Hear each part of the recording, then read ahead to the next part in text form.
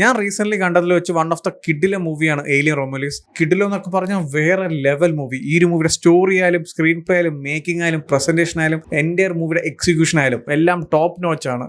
ഒരു world famous ആയിട്ടുള്ള ഒരു ഫ്രാഞ്ചൈസിയുടെ 9th മൂവിയാണ്. ഓൾറെഡി 8 മൂവി ഇറങ്ങി ലോകം ഫുള്ളും ഫാൻ ബേസ് എന്നൊക്കെ പറഞ്ഞ് അമ്മാതിരി ലെവൽ ഫാൻ ബേസ് ഉള്ള ഒരു മൂവി ഫ്രാഞ്ചൈസിയാണ്. സോ അവരുടെ അടുത്തൊരു മൂവി എന്ന് പറയുമ്പോൾ ചുമ്മാ തട്ടിക്കുട്ടി ചെയ്ത് മുമ്പിൽ കൊണ്ട് വെച്ചിട്ട് ഒരു കാര്യമില്ല. ചെയ്യണമെങ്കിൽ ഇതുപോലെ ചെയ്യണം. ആ ലെവലിലാണ് ഈ ഒരു മൂവി ഒരു പ്രസന്റ് ചെയ്തിരിക്കുന്നത്. സ്റ്റോറി എന്ന് പറയുന്നത് നമ്മളിപ്പം ഏലിയൻ മൂവീസ് ഒക്കെ ഫോളോ ചെയ്യുന്നവർക്ക് അറിയാം ഈ ഒരു സ്റ്റോറി ലൈൻ എങ്ങനെയാണ്. ഈ ഒരു മൂവിയുടെ സ്റ്റോറി നടക്കുന്ന ഏലിയൻ 1 and 2 ബിറ്റ്വീനിലാണ്. സോ ആ ഒരു ടൈം പീരീഡിലാണ് ഈ സ്റ്റോറി നടക്കുന്നത്. അത് നമ്മൾ സ്ഥിരമായിട്ട് ഏലിയൻ മൂവി ഫ്രാഞ്ചൈസിൽ കാണുന്ന ഒരു സ്റ്റോറി പാറ്റേൺ ഒക്കെ തന്നെയാണ്. ഞാൻ ഡീറ്റെയിൽ ആയിട്ട് പറയുന്നില്ല. പക്ഷേ ഇതിന്റെ ഒരു സ്ക്രീൻ പ്ലേ, ആ ഒരു പ്രസന്റേഷൻ, അല്ലെങ്കിൽ ആ ഒരു എൻറ്റയർ മൂവിയുടെ മേക്കിംഗ്, CGI, സൗണ്ട് എഫക്ട്സ് എല്ലാം വേറെ ലെവലാണ്. കാരണം അമ്മാതിരി പണിയെടുത്തിട്ടുണ്ട് ഓരോ ഡിപ്പാർട്ട്മെന്റും. ഇപ്പോൾ സിമ്പിൾ ആയിട്ട് ഞാൻ പറയാം, ഒരു നോർമൽ ഏലിയൻ മൂവി അല്ല, ഒരു ഹൊറർ മൂവി എന്ന് വേണമെങ്കിൽ പറയാം. ആ ലെവൽ ഓഫ് എക്സ്പീരിയൻസ് ആയിരുന്നു. ഞാൻ ഈ ഒരു മൂവി ഐമാക്സിലാണ് കണ്ടത്. ഞാൻ ആദ്യം വിചാരിച്ചു ഐമാക്സ് കൺവേർട്ടബിൾ ആയിരിക്കും, ആ രണ്ട് സൈഡും ക്രോപ്പ് ഒക്കെ കാണുന്നു. പക്ഷെ ഫുൾ സ്ക്രീൻ ആയിരുന്നു. കാരണം ആ ഒരു ഫുൾ സ്ക്രീൻ എക്സ്പീരിയൻസ് എന്ന് പറയുന്നത് വേറെ ലെവലായിരുന്നു. ആ ക്വാളിറ്റിയും ആ ഒരു എഫക്ട്സും വിഷ്വലും അതിന്റെ കൂടെ തന്നെ സൗണ്ട് എഫക്ട്സ് ഒക്കെ എടുത്ത് പറയണം. ചില സീക്വൻസ് ഉണ്ട് ഭയങ്കര ഹൊററായിട്ട് നമുക്ക് ഫീൽ ചെയ്യും. അതായത് ഒരു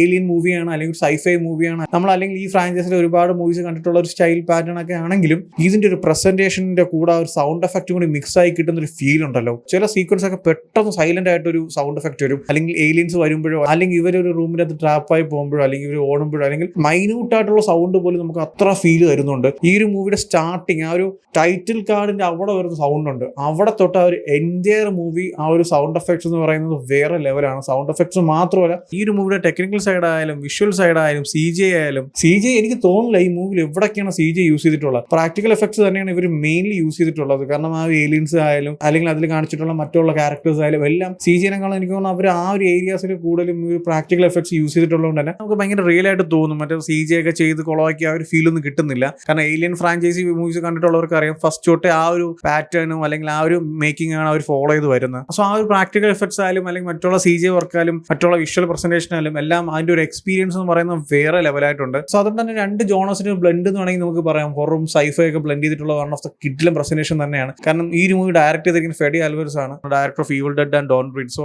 പുള്ളിക്കാരനറിയാം ഒരു ഹൊറർ ഫിലിം എങ്ങനെ എടുക്കണം, അല്ലെങ്കിൽ ഹൊറർ എലമെന്റ്സ് ഒക്കെ എവിടെ പ്ലേസ് ചെയ്യണം, അത് കാണുന്ന ഓരോ ഓഡിയൻസിനെ എങ്ങനെ വർക്ക് ചെയ്യിപ്പിക്കുന്നൊക്കെ. ഒരുപാട് കിഡിലും ഹൊറർ സീക്വൻസ് ഉണ്ട്, ഒരുപാട് കിഡിലും ജംപ് സ്കെയർസ് ഉണ്ട്. എന്താ പറയുക, ഒരു കിഡിലും ഫീൽ ആയിരുന്നു സിനിമ കാണാനായിട്ട്. ആ ഹൊററും സൈഫയും ആ ഏലിയൻസും എല്ലാം മിക്സ് ചെയ്തിട്ട് ഒരു one of the best experience തന്നെയായിരുന്നു ഈ ഒരു മൂവി എന്ന് പറയുന്നത്. ഞാൻ ഓൾറെഡി പറഞ്ഞൊരു കാര്യമാണ്, ഏലിയൻ ഫ്രാഞ്ചൈസിലെ 9th മൂവിയാണ്. ഓൾറെഡി 8 മൂവി റിലീസ് ആയിട്ടുണ്ട്. സോ ആ ഒരു 8 മൂവിയും കണ്ടാലേ ഇത് മനസ്സിലാക്കണമെന്നൊന്നുമില്ല.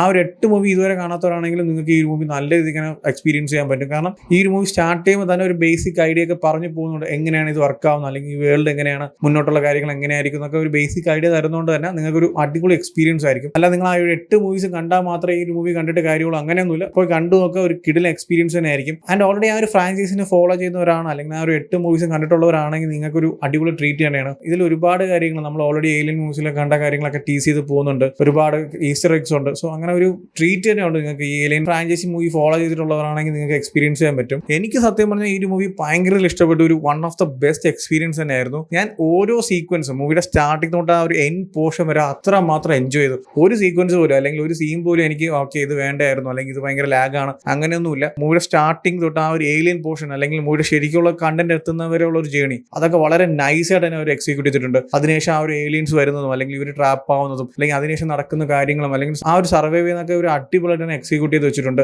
ആൻഡ് മൂവിയുടെ ടുവേർഡ്സ് ക്ലൈമാക്സ് ഒക്കെ ആയപ്പോൾ ഞാൻ ഓക്കെ സിനിമ കഴിഞ്ഞു, അടിപൊളി എക്സ്പീരിയൻസ് ആയിരുന്നൊക്കെ പറഞ്ഞ് ഇങ്ങനെ ഇരുന്നതും അടുത്തൊരു പോർഷൻ വന്നു, ഒരു 20-25 മിനിറ്റ് വേറെ ലെവൽ ഓഫ് എക്സ്പീരിയൻസ് ആയിരുന്നു. അതായത് സിനിമ സ്റ്റാർട്ട് ചെയ്ത ആ ഒരു പോയിന്റ് വരെ നമുക്ക് തന്ന ഒരു ഫീലും ഒരു എക്സ്പീരിയൻസും അതിന്റെ ഒരു 3 ഇരട്ടിയായിരുന്നു അടുത്തൊരു 20-25 മിനിറ്റ് അവിടെ കിട്ടിയത്. ആ ലെവലിൽ തന്നെ അവർ ആ മൂവി എൻഡ് ചെയ്തിട്ടുണ്ട്. ഇതിനൊരു പ്രീക്വലോ സീക്വലോ അല്ലെങ്കിൽ ഇതിനെ കണ്ടിന്യൂ ചെയ്ത് ഇനി ഒരുപാട് മൂവീസ് ഒന്നും പറയുന്നില്ല. ഒരു പക്ക സ്റ്റാർട്ടിംഗ് ഉണ്ട്, ഒരു പക്ക എൻഡിങ് ഉണ്ട്. അടിപൊളിയായിട്ട് തന്നെ ഒരു എൻറ്റയർ മൂവി അവർ പ്രസന്റ് ചെയ്ത് വെച്ചിട്ടുണ്ട്. ഒരു ഫ്രാഞ്ചൈസിയുടെ മൂവി എന്നൊക്കെ പറയുമ്പോൾ ഇങ്ങനെ പ്രസന്റ് ചെയ്യണം, ആ ലെവലിൽ അവർ പ്രസന്റ് ചെയ്തിട്ടുണ്ട്. ഞാനിത് ചുമ്മാ പറയുന്നില്ല, വേറെ ലെവൽ ഓഫ് എക്സ്പീരിയൻസ് ആയിരുന്നു. ഐമാക്സ് കാണാൻ പറ്റുവാണെങ്കിൽ ഐമാക്സ് തന്നെ കണ്ടു നോക്കുക. ഒരു കിഡിലെ എക്സ്പീരിയൻസ് ആണ്. നോർമൽ തിയേറ്റേഴ്സിലായാലും 4K ഡോൾബി അറ്റ്മോസ്ഫിയർ ആ ഒരു സൗണ്ട് എഫക്റ്റും ആ ഒരു വിഷ്വൽ ക്വാളിറ്റി ഒക്കെ ഉള്ള തിയേറ്റർ തന്നെ ചൂസ് ചെയ്യുക. ചുമ്മാ നോർമൽ തിയേറ്ററിൽ പോയി കണ്ടാൽ എനിക്ക് തോന്നുന്നില്ല ഒരു ഫീൽ കിട്ടുന്നു. എല്ലാവരും ഈ ഒരു മൂവി തിയേറ്ററിൽ തന്നെ പോയി കാണുക. തിയേറ്ററിൽ കാണുമ്പോൾ കിട്ടുന്ന ഒരു എക്സ്പീരിയൻസ്, ഒരു ഫീല്, അത് ഒരിക്കലും നിങ്ങൾക്ക് OTT കിട്ടാൻ പോകുന്നില്ല. ഇത് തിയേറ്ററിൽ പോയി കാണേണ്ട തിയേറ്റർ മെറ്റീരിയൽ മൂവിയാണ്.